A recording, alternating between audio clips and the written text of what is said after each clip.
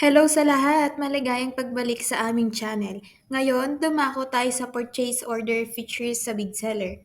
Gagabayan ka ng video na ito ng sunod-sunod kung paano gumawa ng purchase order. Isumete ang mga ito at makakatanggap ng mga produkto ng mahusay. Magsimula tayo. Una, pag-usapan natin ang pagdaragdag ng purchase order. May dalawang paraan para gawin ito. Isang idagdag at import para idagdag, tuklasin natin ang parehong mga pamaraan. Upang iisang pagdagdag ng purchase order, pupunta sa purchase order, draft, at purchase order.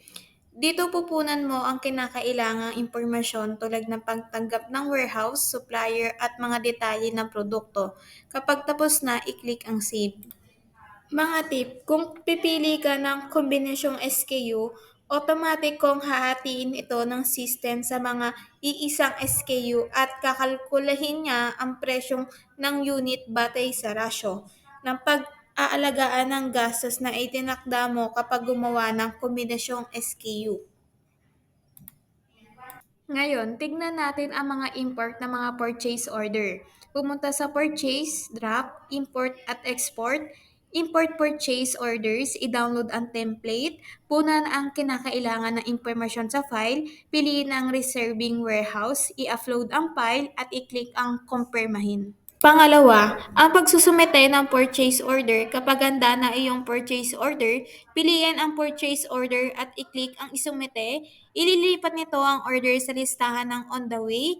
Tandaan, maaari pa rin i-edit ang mga order sa pagbili ng draft list kaya i-double check ang lahat bago isumite. Pangatlo, pagtanggap ng mga binili na produkto ngayon. Magpatuloy tayo sa pagtanggap ng iyong mga produkto. Mayroong dalawang paraan para gawin ito. Una, mano-manong pagtanggap.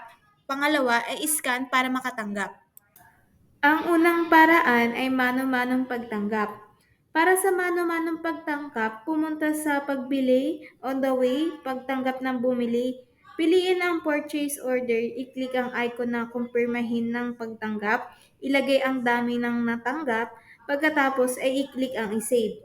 Kung ang dami ng naitanggap ay mas mababa kaysa sa dami ng binili, ang order ay lilipat sa listahan ng partial reception at maaari mong kumpletuhin ang pagtanggap ng ibang pagkakataon. Ikalawang paraan, i-scan para makatanggap.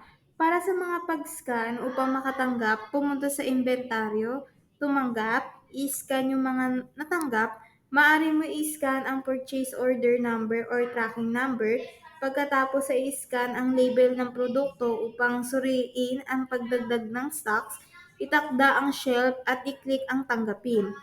Binabawasan ng pamamaraang ito ang mga error at pambibilis ng proseso.